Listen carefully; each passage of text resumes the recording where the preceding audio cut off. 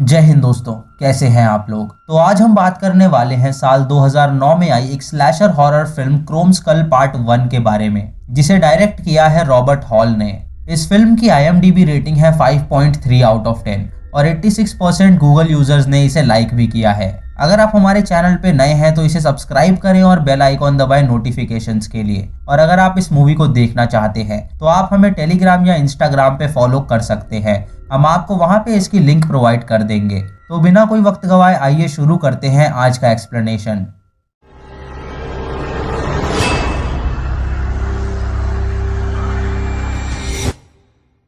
Film की starting में हमें एक लड़की दिखाई जाती है जिसे किसी ने एक कास्केट में बंद कर रखा था। जब उसकी आंखें खुलती हैं तो वो कास्केट को खोलने की कोशिश करती है। वहीं एक बूढ़ा आदमी था जो उस कास्केट के अंदर हो रही हलचल देखता है और वहां से चला जाता है। तभी उस कास्केट का दरवाजा खुल जाता है और वो लड़की बाहर निकलती है। वो पुलिस को कॉल करती है और उसकी सिचुएशन के बारे में बताती है। पुलिस जब उसकी लोकेशन पूछती है तो वो उन्हें कुछ नहीं बता पाती क्योंकि उसे कुछ याद नहीं होता है। तभी उसे वहां किसी की लाश दिखाई देती है जिससे उसे पता चलता है कि वो किसी मॉर्ग में है। तभी उसके फोन की लाइन कट जाती है जिससे पुलिस से कांटेक्ट टूट जाता है। ये देख के वो सोच में पड़ जाती है कि वो वहां से बाहर कैसे निकलेगी कि तभी वो बूढ़ा आदमी वहां आता है और दरवाजा खोलने की कोशिश करता है। जब वो उसके लिए दरवाजा खोलता है तो अचानक एक नकाबपोश वहां आता है और उस बूढ़े आदमी को मार गिराता है, जिसे देख के वो लड़की डर जाती है और उस नकाबपोश की आंख में सरिया घुसा के वहां से भाग निकलती है। भागते हुए वो सड़क पे पहुंचती है जहां उसे टकर नाम का आदमी मिलता है जो उस रास्ते से अपने घर जा रहा था। टकर उससे पूछता है कि वो कौन है और इतनी रात को यहाँ क्या कर रही है। तो वो उसे बताती है कि उसे कुछ याद नहीं है और एक नकाबपोश उसको मारने की कोशिश कर रहा है। टकर एक अच्छा आदमी था जो उसकी परेशानी सुन के उसे अपने घर ले जाता है, जहां उसकी बीवी सिंडी उसकी मदद करने के लिए उसे डांटती है क्योंकि वो एक स्ट्रेंजर की मदद कर रहा था। टकर उसे किसी तरह मना लेता है तो सिंडी उसे एक रात के लिए उनके घर रुकने देती है। जब टकर और सिंडी उस लड़की से बात करने जाते हैं तो वो लड़की उन्हें कहती है कि उसे पुलिस स्टेशन जाना है। सिंडी उसे बताती है कि उनके ट्रक में फ्यूल बहुत कम है और उनके पास टेलीफोन भी नहीं है, इसीलिए वो पुलिस से कांटेक्ट नहीं कर सकते। वो उसे ये भी बताती है कि उसका भाई आज रात उनके घर आने वाला है तो वो उसकी गाड़ी में उसे पुलिस स्टेशन भेज देंगे। इधर वो नकाबपोश किलर अपनी आंखों में इंजेक्शन लगाता है और अपने कैमरे में रिकॉर्डेड फुटेज देखता है जिसमें उसे टकर का ट्रक नजर आता है। ये देख के वो समझ जाता है कि जरूर ये लड़की इस ट्रक में लिफ्ट मांग के गई होगी, तो वो उस ट्रक को तलाश करने लगता है। इधर वो लड़की जब नहा रही होती है तो उसके सर पे उसे एक घाव मिलता है जिसपे हाथ लगने से वो चिल्लाती है। उसकी आवाज सुन के सिंडी वहां आती है और उसे संभालती है। आधी रात को टकर उस लड़की के पास आके उसे कहता है कि उसे चिंता करने की कोई जरूरत नहीं है, वो कल तक पुलिस स्टेशन पहुंच जाएगी। उसे समझाने के बाद जब वो अपने कमरे के पास जाता है तो देखता है कि सिंडी ने दरवाजा अंदर से लॉक कर रखा है।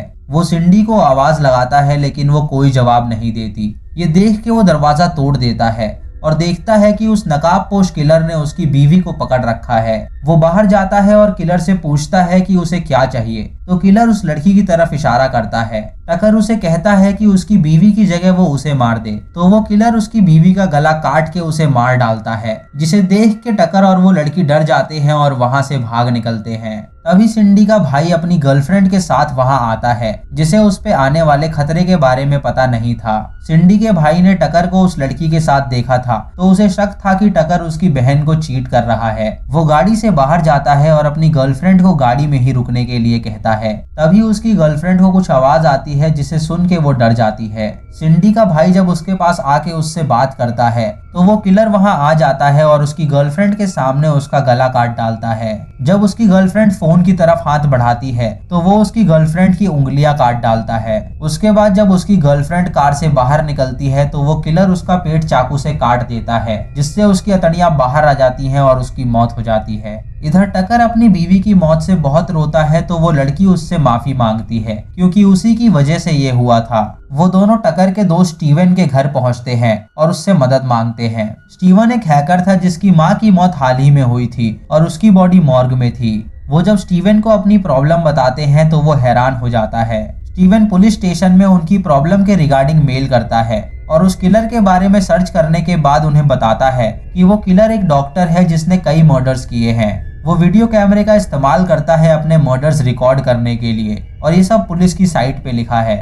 जब वो लड़की वॉशरूम गई होती है तो टकर स्टीवन से पूछता है कि उस किलर की लास्ट विक्टिम कौन थी। स्टीवन सर्च करके उसे बताता है कि उसने मियामी से लास्ट लड़की उठाई थी, जो कोई और नहीं बल्कि वही लड़की थी जो उनके साथ है।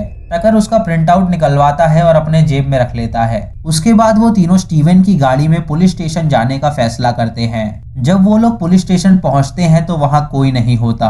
टकर वॉकी टॉकी से ऑफिसर को कांटेक्ट करता है तो ऑफिसर उसे कहता है कि उसने उस किलर को पकड़ लिया है। तभी उन्हें जेल के अंदर वो किलर लेटा हुआ दिखाई देता है।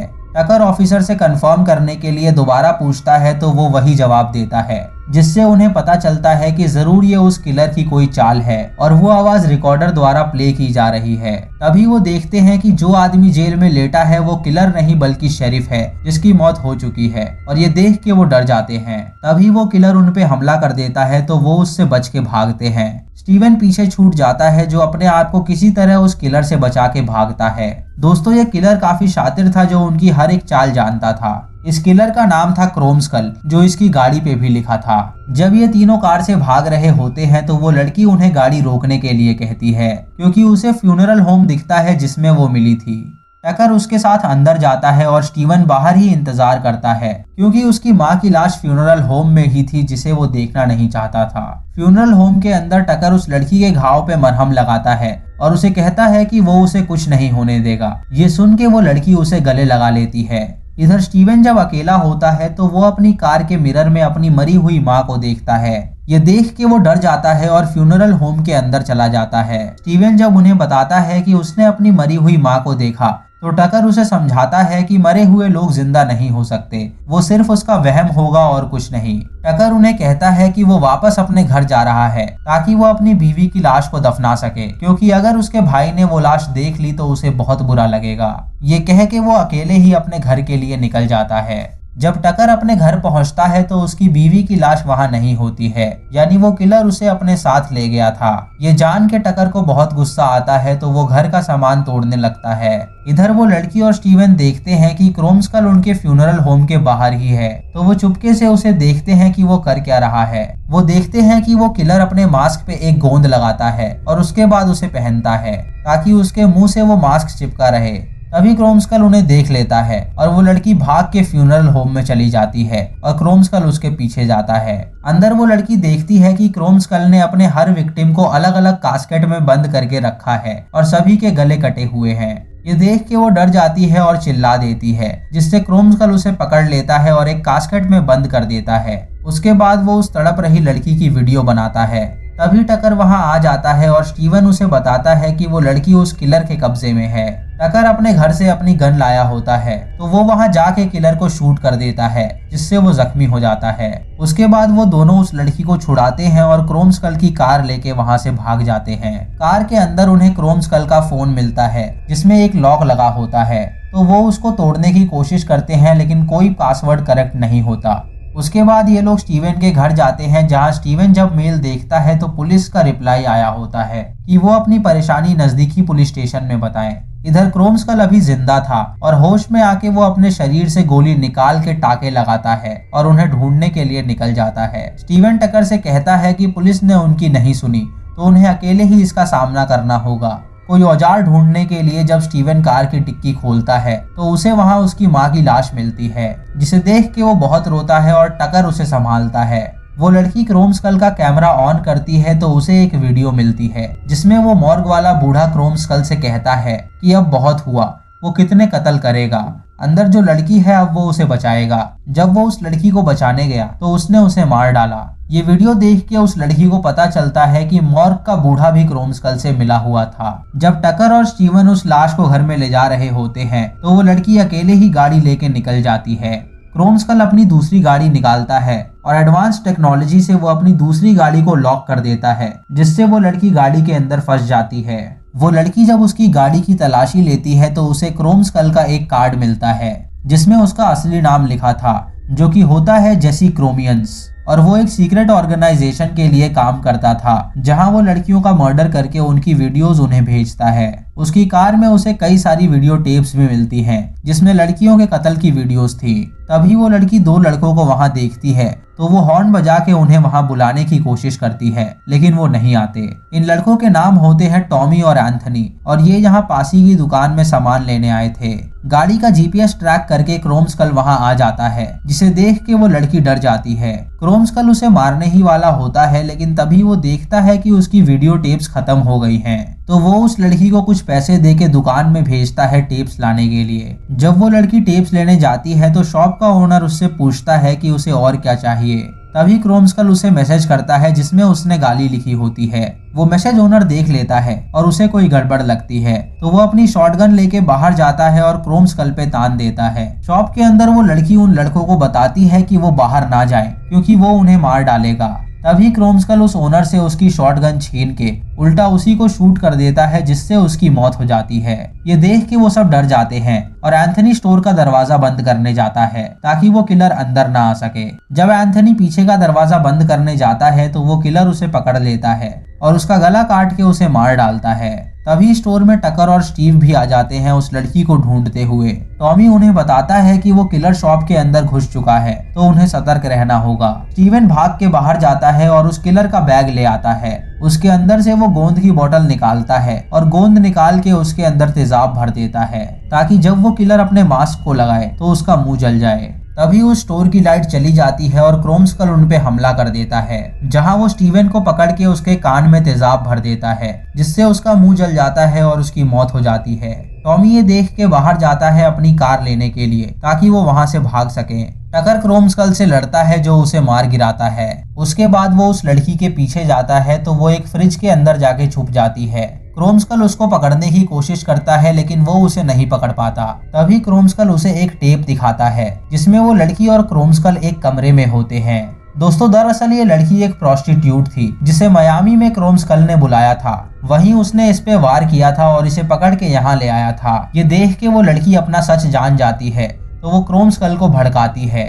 जब क्रोम स्कल उसे पकड़ने आता है तो वो चालाकी से उसका मास्क उतार देती है। उसके बाद अपने मास्क को चिपकाने के लिए क्रोम स्कल उस पे गोंद लगाता है, जो कि गोंद नहीं तेजाब था। जब वो उस मास्क को अपने मुंह से चिपकाता है तो उसका मुंह जल जाता है। वो जब उस मास्क को निकालता है तो उसके पूरे मुंह की चमड़ी उस मास्क में चिपक जाती है, जिससे उसके मुंह की हड्डी नजर आने लगती है।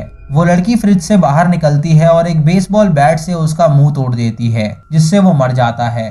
उसके बाद वो टकर की लाश के पास जाती है, जहां उसे उसका प्रिंट आउट मिलता है जिसमें उस लड़की की मिसिंग रिपोर्ट होती है। वो लड़की स्टोर से बाहर निकलती है और टॉमी अपनी गाड़ी में उसे ले जाता है। तभी पुलिस वहां आती है, जिसे वहां एक नोट मिलता है जिसे वो लड़की वहां छोड़ गई थी। तभी क्रोम स्कल का कैमरा कोई ग्लव्स पहना इंसान उठाता है और मूवी खत्म हो जाती है।